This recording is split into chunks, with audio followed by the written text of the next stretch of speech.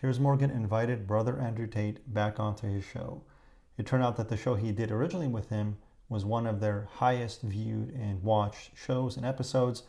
And if you look at the comments, they are overwhelmingly positive in favor of Andrew Tate, brother Andrew Tate. So he's decided to have him back on his show, and I wanted to do a quick reaction video just to cover this and share this with you guys.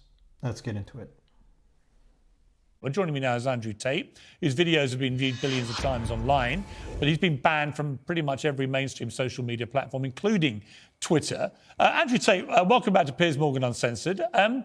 Your take on this, I think, is quite interesting because you've been a victim of being, if victim's the right word, but you've been removed from social media platforms for your opinions. Elon Musk has dedicated himself, he says, to restoring free speech. Do you think that's going to include you, for example? Okay, so right off the bat, right, you can see that Piers Morgan is way more respectful in this interview than he was in the last one. The last one, he was just basically attacking Andrew Tate and trying to label him and pin him into this corner. And again, you can see the comments on that original video overwhelmingly in favor of Andrew Tate because this type of sensationalist media just isn't working anymore. People are getting too smart. So Piers Morgan is definitely looking much more respectful in this interview. Andrew Tate, however, on the other hand, is looking a bit more reserved, a bit more stoic, ready for a fight. I don't think it matters if it includes me or not. I think what's important is that free speech is the #1 weapon against absolute tyranny. And although you cannot have complete free speech because then conversations completely break down into asinine insult fests, I do like the idea of the changing of the guard when it comes to control over information. Is it possible, Andrew Tate, to actually police something like Twitter, to be a platform for genuine free speech? Or is it so toxic and tribal now that whatever happens, you know, before we had all the people on the right screaming away that they were being no-platformed and so on. Now you've got all the people on the left screaming that they're being diminished in some way. It's very tribal, very toxic. Can Musk cut through that? And if so, how? So this whole thing about free speech and censorship has become a real issue since the COVID pandemic, right? Because so much information was being censored outright by all the social media platforms. And the amount of power that they have now to control not just public opinion, but public policy and even global politics is unbelievable. I don't know if it can even be said that people live in a democracy anymore. It's more like a technocracy because they control the information. They control the information that people are exposed to. And whatever financial incentives, whatever power that they are incentivized by is what is going to determine what we are exposed to. This is a real serious issue when it comes to censorship. And when Piers Morgan is saying, right, he first said a victim, he was right. He tried to sort of backtrack a little bit on that, but he's absolutely right. Andrew Tate was definitely a victim. I don't like that term too much, but indeed, he was unfairly treated when it comes to content online. He was deplatformed universally by all social media platforms, literally overnight. How does that happen?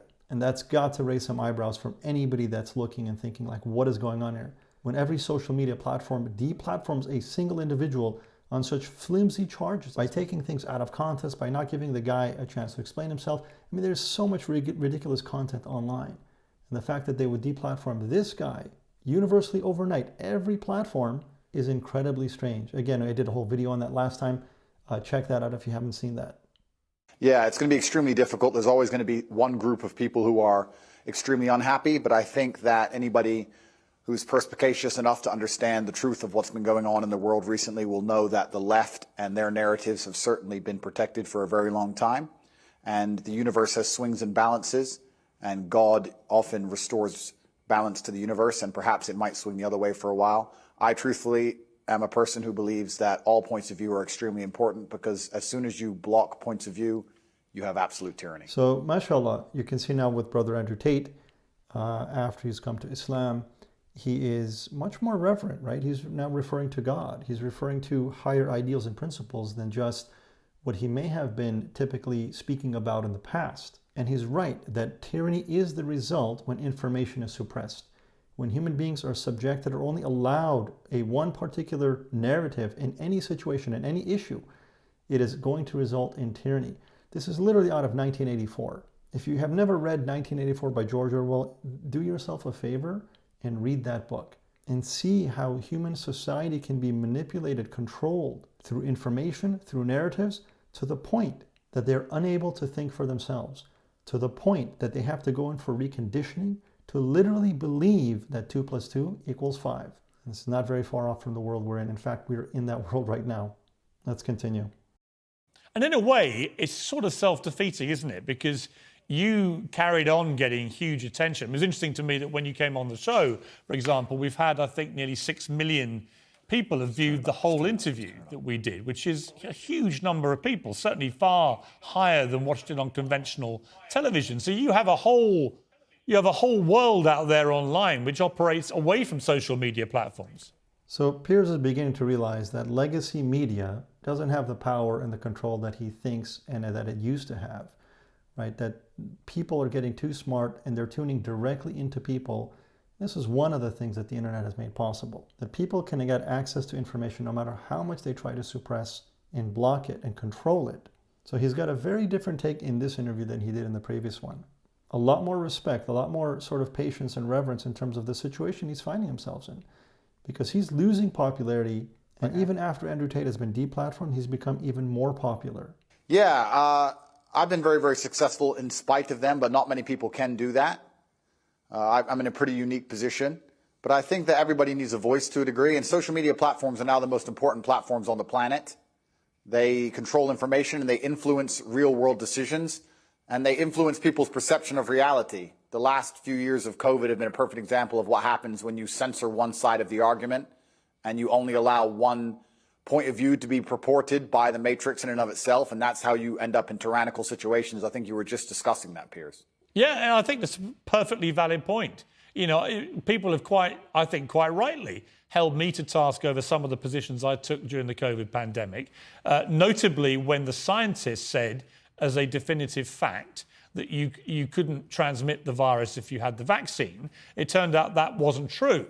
And I based my observations on that supposed fact and said, right, well, in that case, if you refuse to be vaccinated, you shouldn't get the same rights as people who've been vaccinated. If it's true that if you're unjabbed, you can pass it on. It turned out, actually, there's not much difference whether you've been vaccinated or not. And at that point, I changed my mind.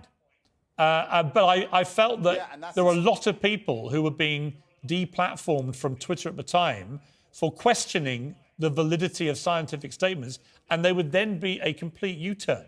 So I do think it was a very interesting period, actually, for testing what free speech means. It was actually worse than that. You're right, Piers, but it was actually worse than interesting, because what happens is when you censor an entire side of the argument and only allow one side of the argument to have a voice, you are changing reality in real time. You are shaping the world. The only reason that scam continued as long as it did, and the only reason people didn't get to see their own parents get buried, and the only reason people sat and missed cancer appointments because they were scared of the common cold, was because they were censoring anybody who said anything contrary to the purported version of events that the mainstream media decided they want the entire world to swallow. It's beyond simply interesting, and it's beyond simply funny or coincidental. Yeah, I will challenge you on one thing. So, subhanAllah, right? Look what's happening now. Look at the change in the narrative. I mean, a year and a half ago, you couldn't even question anything that the new God, science, which is just data being manipulated, and even data that was being released to the public. And it's just information that's being manipulated to basically further along the goals and the ends of industry, of politics, right, of people in power. And Piers Morgan had gone on to say that if anybody has not been vaccinated, has not been jabbed, that they should not have the same rights, right, to healthcare and to access to, basic human services as people who have been vaccinated. He's had to go back because all of that has been proved a complete farce. But there are those that stood their ground throughout all of this because something didn't feel right, something didn't sound right, and they were silenced, right, over this new false god of science that they're wielding to their ends for their benefit. Now, as Muslims, we've got to think about ourselves for a second here. Where did we stand on this issue?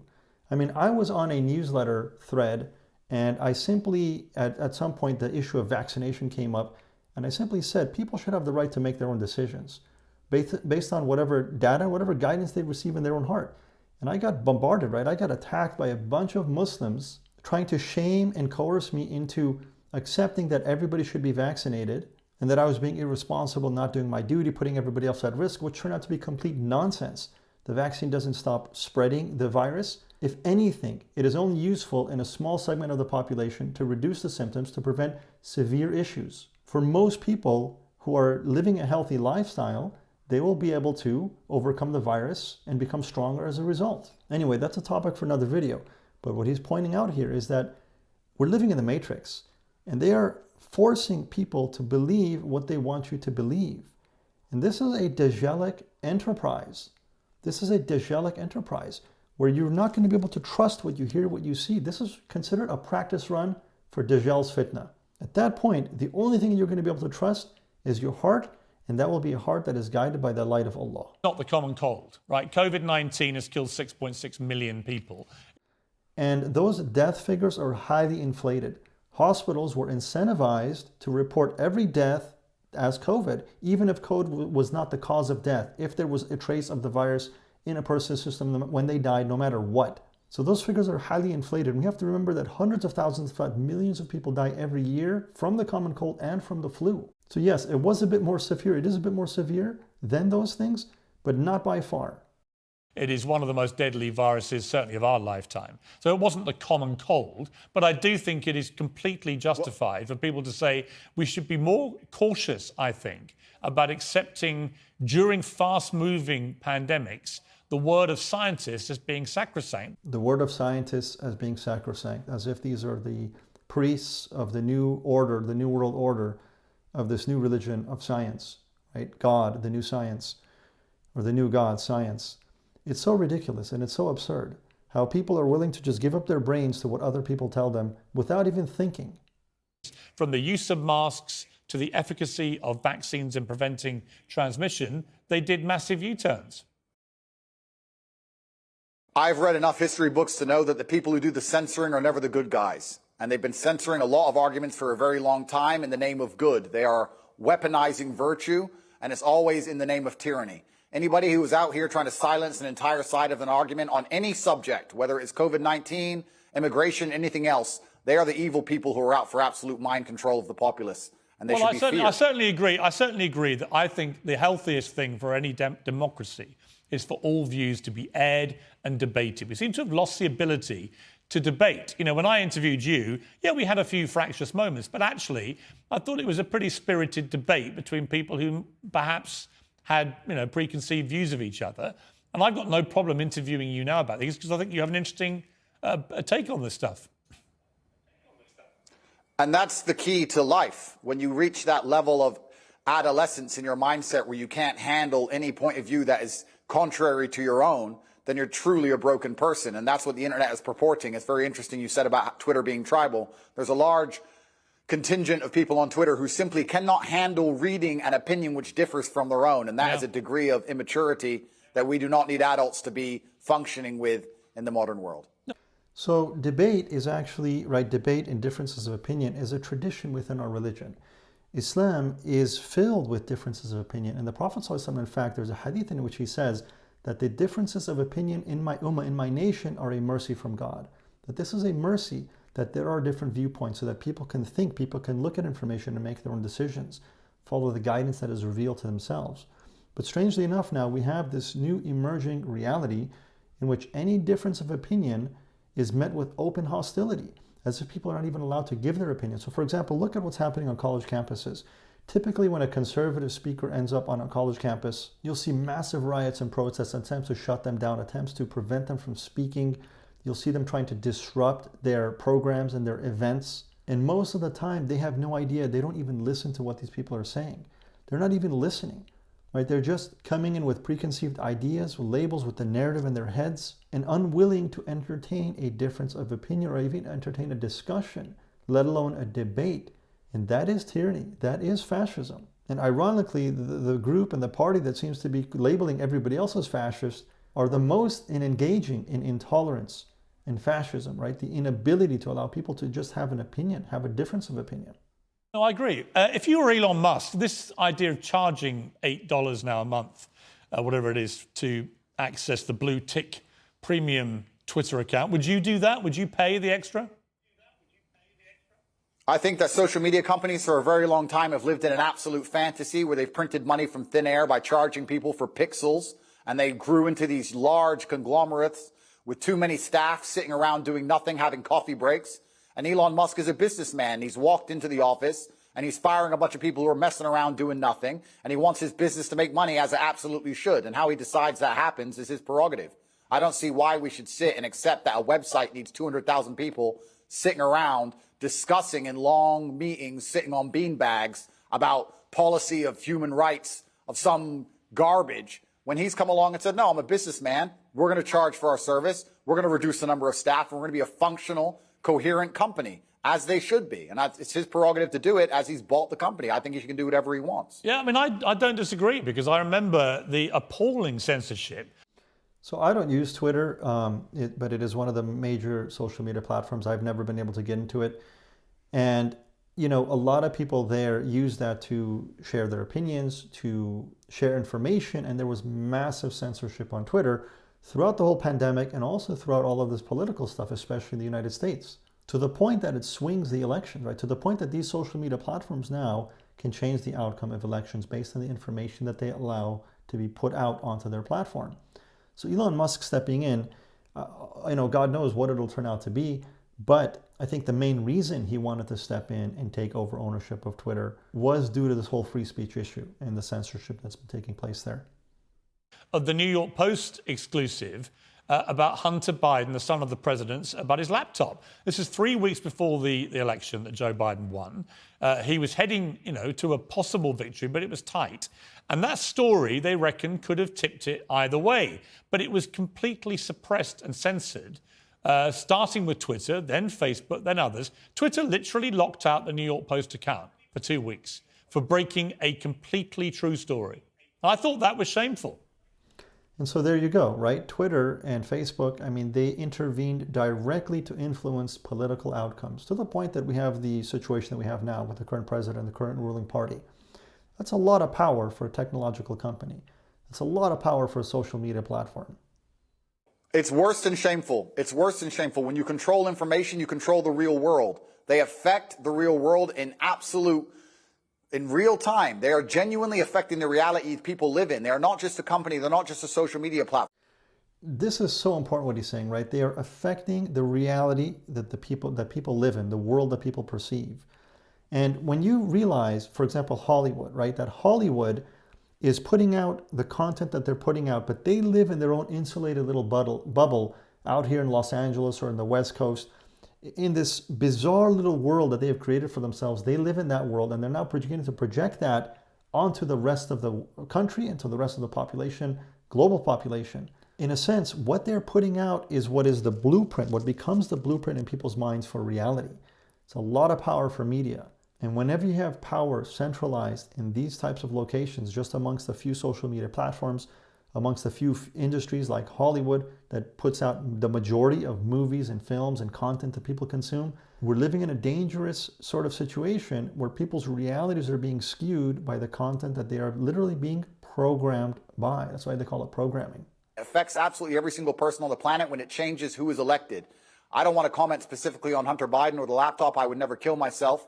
But I don't think it's fair that they would hide certain key information that close to an election. And the fact that they've done that was done specifically to affect the world that we all live in. So you'll notice he said, I would never kill myself. I've heard him say this before.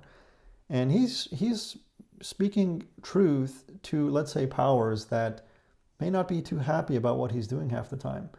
And so I've heard him say this a number of times because people have strange, you might find a strange story one day of so-and-so committed suicide, or they were found dead due to an overdose or something like that. And he keeps putting that out there to make sure that people know he would never do that, especially now that he's become a believer, now that he's a Muslim, mashallah. May Allah protect him. May Allah protect him. May Allah Almighty protect all of us. And we all have to suffer the consequences of those things. So to sit and say that these companies can just do whatever they want and they're private, etc. No, free speech is beyond important for democracy. It's important for the reality that we exist under. So subhanAllah, that's really important, right? It's not just about democracy. It's about reality. It's about the reality that human beings perceive, the reality that they're exposed to, the reality that they believe in. And for that, free speech is absolutely right. The ability to speak, communicate ideas, debate on issues intelligently. Right? Not an insult fest, but actually be able to share information and data, knowledge, ideas. It's absolutely essential. It's necessary, it's indispensable for human civilization, for human culture, especially for those who believe in Islam, right, which is based on knowledge and information and open dialogue and discourse. Andrew Tate, thank you for joining me. I appreciate it. Thank you, friend. Okay, guys, I hope that you enjoyed that, inshallah ta'ala, and I will see you soon. Fi aman Allah, may Allah Almighty be with you and with us all. Assalamu alaikum.